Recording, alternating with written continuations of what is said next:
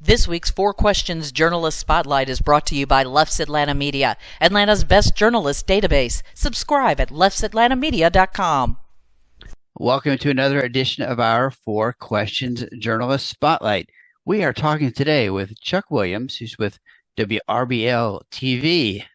Good afternoon, morning, whatever time it is, Chuck.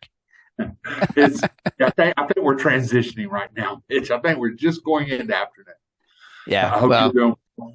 Yeah, the beauty is people listen to these things at all different times of the day. So I like to, I like to be, hey, it's morning, it's 5 o'clock somewhere, right? Or we're 2 hours from deadline somewhere. Right. Well, or in your case, probably 10 minutes from deadline somewhere, right? Yeah, for sure. Well, let's start with, let's tell our viewers and listeners who you are, where you work, and what your role is at WRBL. Let's start with I am an on-air reporter. I have been such almost 4 years to the day. I spent 35 years in the newspaper business. I did everything working in 2 states, Alabama and Georgia. Last 30 years worked the Columbus Ledger-Enquirer. I covered state government. I was a metro editor, a business editor. I mean, I did everything but the top editor's job at the paper. And sports columnist, political columnist, all sorts of stuff. And about 4 years ago, I became concerned as I saw what was happening in the newspaper industry and started looking to see what my options were. I was a 58-year-old journalist. That's the way I viewed myself. And David Hart, who was the general manager at WRBL, he's at WSAB down in Savannah, and I started a conversation, and it went dark for about 2 months. And he called me back. I said, "Are you serious?" And he said, "I am serious." And I later found out through Bob Houghton, who's head of the Georgia Broadcasters Association, that David told him it was either going to be the best or the worst decision he ever made. And I think David and I both feel like it was a pretty decent decision. Well, let me throw in there because I realized we didn't say where WRBL is, so we should say that. Beautiful Columbus, Georgia. There we go. Okay. Georgia's other coast. Right here on the banks of the Chattahoochee River. If you haven't been to Columbus, this is my Chamber of Commerce spill. We have the world's largest urban whitewater course. We have a Class 5 rapid in the middle of downtown Columbus. If you're looking for something to do when the water warms up in spring, you ought to come down here, get in a raft, and you can get in a raft and you can be at a brew pub within 5 minutes of getting off the water. We've got a beautiful. I did that with my scouts a couple of years ago. It was a fun ride. We did the rafting and then got off and found some good pizza right there along the river there. Well, it's a hidden gem, and we have a theater district here. It's a hidden gem. I'll quit my chamber stuff now. Well, I know you guys have a lot of bike paths down there too, so I've been meaning to kind of get down there and do some biking down there too. I'll buy you lunch if you come down here. That's a deal. I'll always go for free food. All right, so talk to us about what your role is at the station. I'm a reporter. I produce daily stories. I produce those stories on deadline much of the time. Recently, one of my wheelhouses is politics, and obviously being a political reporter in the state of Georgia, this is a pretty good time to do that. I have been covering the Senate races. We had a mayor's race here in Columbus where the incumbent won this year. So I've been doing a lot of that. I have established relationships with communications folks from all different stripes, from the governor's office to Senator Warnock, Senator Ossoff, Republicans and Democrats. I have been able to cover them when they venture into West Georgia or South Georgia in some cases. We will actually travel to cover some of the candidates, particularly in this race. I mean, it's important. Our viewers, like all viewers in the state, see the 30-second ads. They're all over all of our newscasts. Myself and the people that I work for think it's important that we talk to the candidates, talk to the voters, and do more with politics than just what's airing on on there, in commercial form. Yeah, and there's so much nuance to it, and I know it's hard to kind of touch on everything that's thrown out in some of those campaign ads, right? And you and I were talking at some of the Atlanta Press Club debates recently about some how much is out there to talk about with all the candidates, and now we're down to just one race on December 6th, right? Yeah. And we're down to one to run off on the 6th. And, one of the things that I'm fortunate about, I've been covering politics for a long time. I've been interested in it most of my life. So I can get beyond what they want to tell me. I can ask questions. I can get a little bit more of the story. And that's what I pride myself on. I think that's one of the things WRBL has made an effort to use my skill set. Now, I think you said earlier, you mentioned to me that I think you have a podcast also. Is that correct? I do. It's the Chuck Williams Show, and we have been able to get, we had Senator Perdue and Governor Kemp. We had Leader Abrams. We've had Secretary Raffensperger. We have had Bill Nigut. We've had Bill Nigut. Yeah, Bill Nigut. Bill Nigut. Wow, Bill Nigut. It was fun to ask I know him. But people who have a different perspective of it. And I try to get candidates, I offer them the opportunity to come on the podcast and talk. I mean, Belle Isle, Mr. Belle Isle, Senator Representative Belle Isle, who ran for Secretary of State and lost in the primary, he came in. Gary Black came in and did the podcast. One of my favorite ones was Tyler Harper, who's going to be our new agricultural commissioner, state senator from down South Georgia, 7th generation farmer. It was a chance to talk to him and get more information about this guy in a race that very few people know about, but it matters. I mean, his name's on every gas pump. We'll be on every gas pump in the state. I mean, agriculture is the top industry in our state. So, what I try to do is bring the people who choose to digest our information, whether it be online, on the podcast form, or on the air, however they choose to get information. I try to give them as good and as thorough information as I can. So is that an audio podcast or video podcast? Yes, it's both.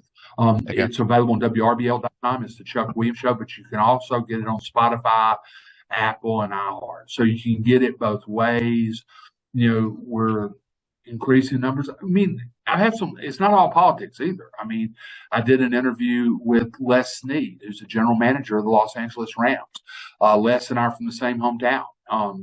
I interviewed Bill and Connie Neville, and Bill Neville, name doesn't mean anything. He was essentially the guy that invented EMPS, which is the operating system that just about every TV station and network in the country and English speaking use. Bill Neville is from my hometown. We graduated a year apart, but he just donated a lot of money to Auburn University, and they just renamed Auburn Arena Neville Arena. And, but he made his money, in software design and working with the Associated Press. So, some of his money. He also founded a broadband company in the U.S. Virgin Islands. That didn't hurt.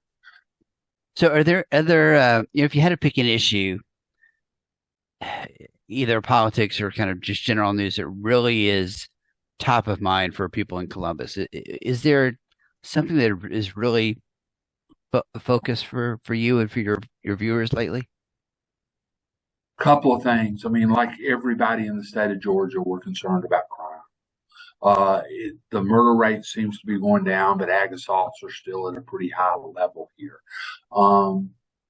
Crime is more nuanced than sometimes we tend to make it on the news. And some people call it if it bleeds, it leads. Right. Judgment philosophy. I think crime is way more nuanced, and I think you need to talk to victims' families. You need to talk to prosecutors. You need to talk to defense attorneys. You need to talk to some of the victims, to people that have been involved in this. And we try to do some of that. But in the course of producing daily content, it's not always easy to try to get deeper than just so-and-so shot so-and-so. So coming from a newspaper background, what did you bring from newspapers to TV that you feel like makes you a little bit unique and different? It wasn't my good looks.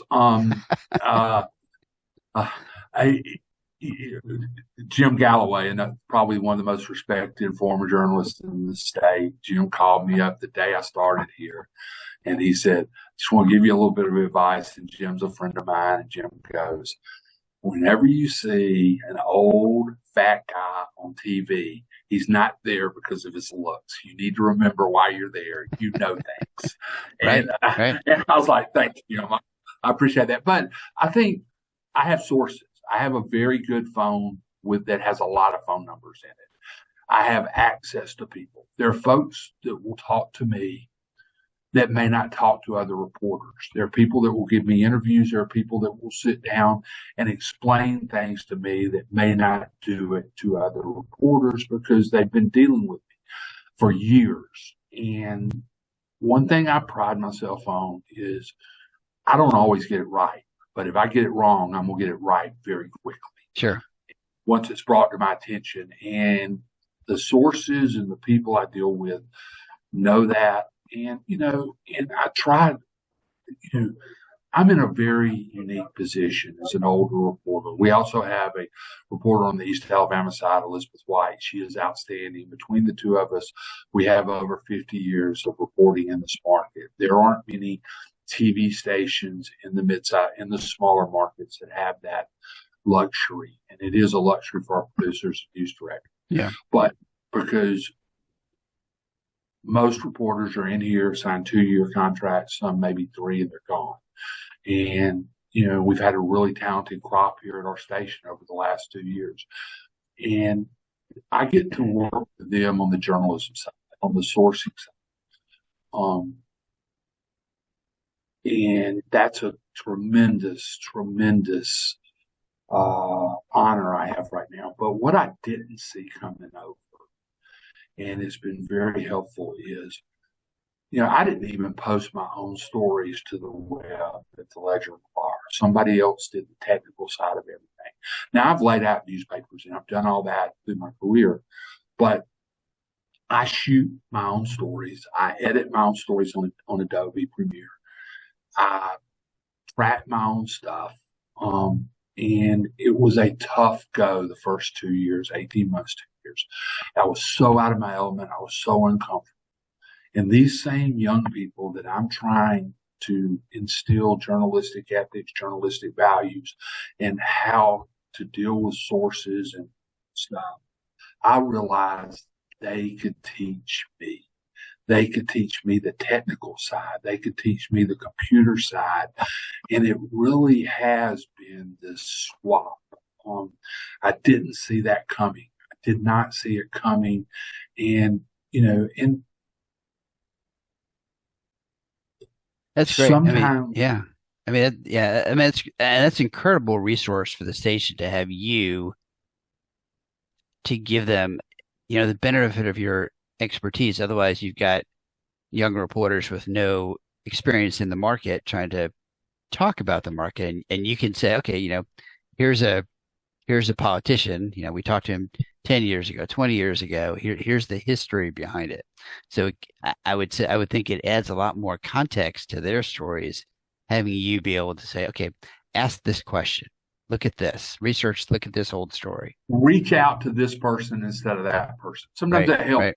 We are fortunate. We have 2 senior anchors here, Teresa Whitaker and Phil Scoggins.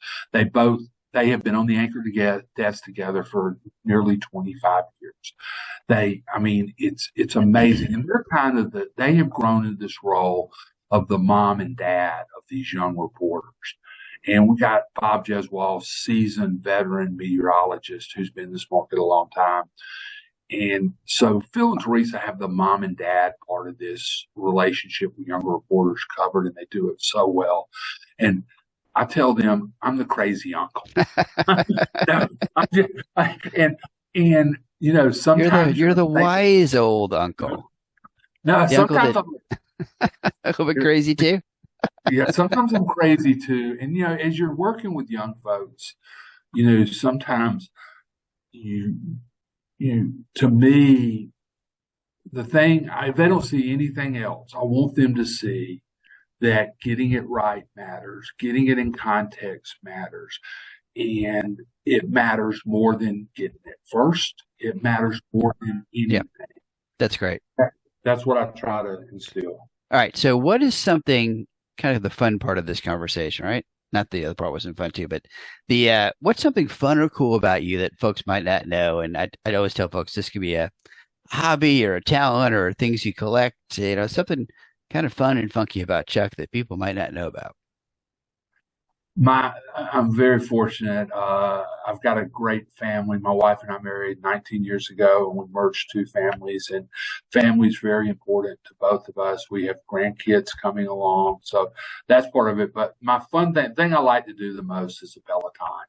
I've got a Peloton, and it's my stress release.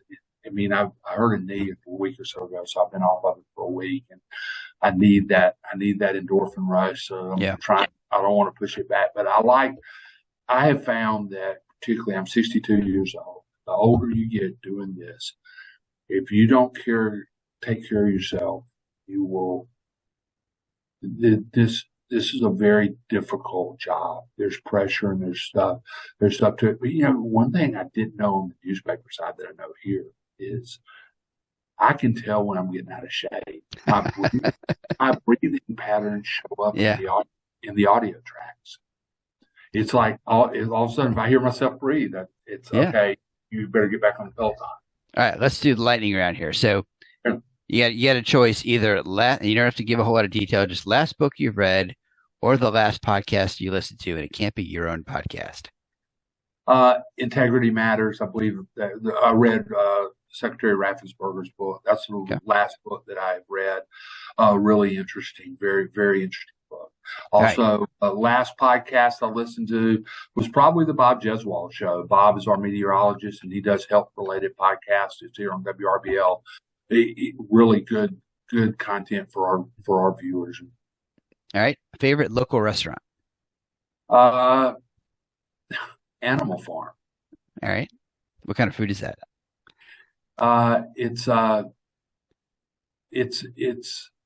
They got the best burger in town, American Fusion. But ironically, I've been covering them a lot lately. One of their co-owners got arrested for voyeurism charges. They had hidden cameras in the bathroom. Oh no! I still continue to go because the other co-owners doing food's still good, but but they've done Sunday Conversation. They've done interviews with the one surviving owners doing interviews with me, and it's funny how if you live a life, your life you live merges with the stories you do many times. All right, favorite guilty pleasure.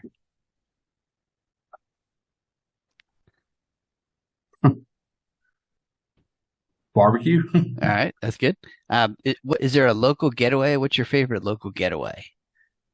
For me, it's our house. We've just built a new house, and and it's the third one we built, and it really it's got everything I want. Very good. All right, favorite non-work hobby. I think we talked about Peloton. Anything? I would say social media, but my wife would say that's work, and Kathy would not call that a non-work hobby, I'm sure. So.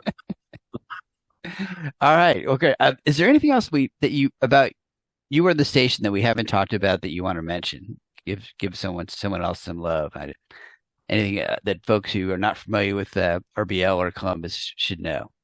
WRBL is a CBS affiliate down here. We're owned by Nexstar, which owns WJBF, 3 Georgia stations, WJBF over in Augusta and WSAV in Savannah. I heard a very good compliment recently about our station, and I think it's something I take to heart. Says you watch y'all, you feel like you're people in the community covering the community, and that's what we are. Journalists, at the end of the day, we're parts of the community we cover. If we're not intricately involved in them through our activities and community related stuff, we're probably not covering the community in the way that we should. That's good. That's good. We've been talking with Chuck Williams, reporter with WRBL Television in Columbus, Georgia. Chuck, thank you so much for taking some time to chat with our viewers and listeners today. Well, thanks, Mitch. I appreciate the opportunity, and I look forward to watching a link of this. Very good. So if you're watching on YouTube, make sure you hit that subscribe button. I'm like 1% away from getting to actually making money. Now, actually, I'm 99% away from getting to where I can actually make money on YouTube. So I'm nowhere close. I looked at the numbers, like, you got to do all these things. Like, I'm nowhere close. But, subscribe anyway. There's a guy here in Columbus that just bought $1 million house downtown, and his job is he is a YouTube guy who dives and scavenger hunts in the Chattahoochee River, and he is making a fortune. There you go. So that's I need more subscribers. Anyway, so subscribe. If you are looking for our database of Atlanta media, go to leffsatlanta.media.com. If you're a journalist looking for sources, go to mitchesmediamatch.com. And we will see everyone next week on hopefully another edition of our 4 Questions Journalist Spotlight.